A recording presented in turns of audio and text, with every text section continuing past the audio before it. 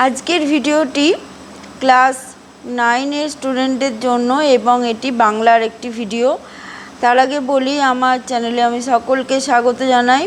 Class 8, 9, 10 বিশেষ করে তাদের বাংলা, ইতিহাস, ভূগোলের ভিডিও এখানে দেওয়া হয় এবং তারা যদি চায় কোশ্চেন আনসারও আমি আলোচনা করে দিতে পারি। আচ্ছা, আসছি বিষয়বস্তুতে, আসছি বাংলার ভিডিওতে। যারা পছন্দ করছো ভিডিও তারা সাবস্ক্রাইব করে নিও এবং সাবস্ক্রাইব করে নিয়ে বেল আইকন ক্লিক করে নিয়ে সঙ্গে থেকো। আমি সকল স্টুডেন্টদের আমার আশীর্বাদ জানাই এবং তাদের শুভকামনা জানাই, তারা যেন ভবিষ্যৎ জীবনে সফল হতে পারে। বিগত শিক্ষক দিবসে আমি কোনো ভিডিও করতে পারিনি, তার জন্যই এখানে আমি তাদের জন্য শুভকামনা জানাচ্ছি। আসছি ভিডিওতে। গল্পের নাম চন্দ্রনাথ, লেখকের নাম তারাশঙ্কর বন্দ্যোপাধ্যায়। তারাশঙ্কর বন্দ্যোপাধ্যায় যে সমস্ত লেখা লিখেছেন তার মধ্যে একটা দ্বন্দ্ব, একটা দু ধরনের মানসিকতার মধ্যে যে একটা টানাপোড়েন, সেই ঘটনা বেশি করে প্রকাশিত হয়েছে।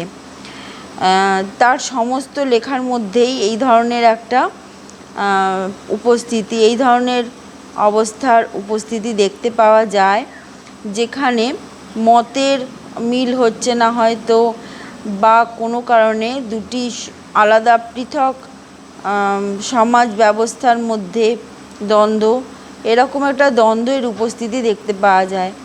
আলোচনা করি আজকের গল্পটি। গল্পের নাম চন্দ্রনাথ। চন্দ্রনাথ এই গল্পের প্রধান চরিত্র। দেখো, গল্পে বলা হয়েছে, সার্কুলার রোডের সমাধিক্ষেত্র হইতে বাহির হইয়া চন্দ্রনাথের কথাই ভাবিতে ভাবিতে বাড়ি ফিরিলাম। কত কথা মনে হইতেছে।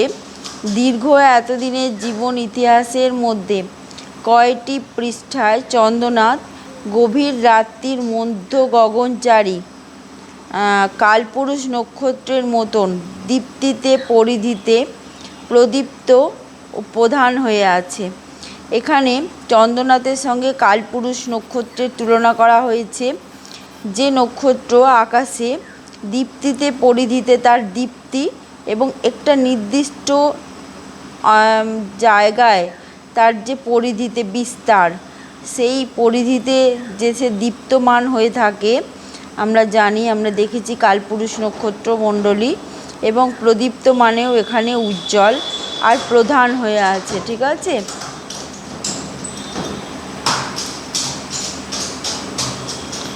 কালপুরুষ নক্ষত্রের সঙ্গে চন্দ্রনাথের তুলনা করিয়া আমার আনন্দ হয়।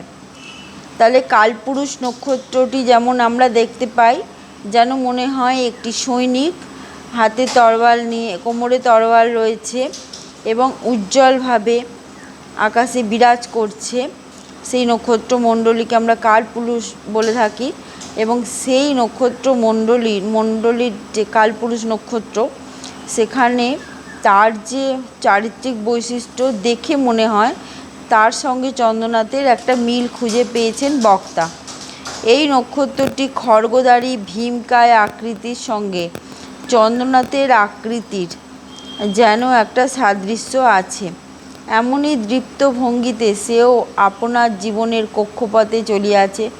চন্দ্রনাথও নিজের জেদ, নিজের দৃঢ়তা দিয়ে তার যে চারিত্রিক বৈশিষ্ট্য সে গঠন করেছে এবং সকলের থেকে নিজেকে স্বতন্ত্র বলে প্রমাণিত করেছে, আর নিজে একাকী নিজের জীবনের কক্ষপথে চলেছে। একদিন পিছনে ফিরিয়া চাহিল না, ক্ষণিক বিশ্রাম করিল না। যাহাকে কুক্ষিগত করিবার অভিপ্রায় তাহার এই উন্মত্ত যাত্রা, তাহাকে আজও পাইল না, তবু সে চলিয়াছে। সে যেন কি একটা উদ্দেশ্য নিয়ে চলছে, সেটা সে কাউকে বুঝতে দেয় না এবং তার নিজের মধ্যেই সেই ইচ্ছা দমিত রাখে এবং সেই তার বাসনা চরিতার্থ করার জন্য সেই কোনো একটি উদ্দেশ্য সে চরিতার্থ করার জন্য, চরিতার্থ করার অভিপ্রায় সে যেন নিজের জীবনের কক্ষপথে চলেই যাচ্ছে এবং কোনো দিকেই পিছন ফিরে তাকাচ্ছে না, বিশ্রাম করছে না। তার দীপ্ত ভঙ্গিমা, কালপুরুষের দীপ্ত ভঙ্গিমার সঙ্গে কথক তুলনা করেছেন। সঙ্গে সঙ্গে আরও একজনকে মনে পড়িতেছে, হিরুকে। তাহলে আমরা একটি চরিত্র দেখলাম, সেটা হচ্ছে চন্দ্রনাথ। অপর একটি চরিত্র দেখতে পাচ্ছি, তার নাম হিরু। চন্দ্রনাথ, হিরু আমার সহপাঠী। আরও একজনকে মনে পড়িতেছে, চন্দ্রনাথের দাদা নিশানাথ বাবুকে। কেমন করিয়া যে এই তিনজন একই সময়ে ক্ষুদ্র একটি গ্রামের মধ্যে আসিয়া পড়িয়াছিলাম বলিতে পারি না। ঠিক আছে, তাহলে চন্দ্রনাথ, হিরু এবং নিশানাথ এই তিনজন, গ্রামের একটি ঘটনা এমন ঘটেছিল যেখানে এই তিনটে চরিত্র একে অপরের সঙ্গে সম্পর্কিত হয়ে উঠেছিল। ঠিক আছে, সেটাই এখানে গল্পে বলা হবে। পরবর্তী এপিসোডে শুনে নিও কি বলতে চাইছে গল্পে।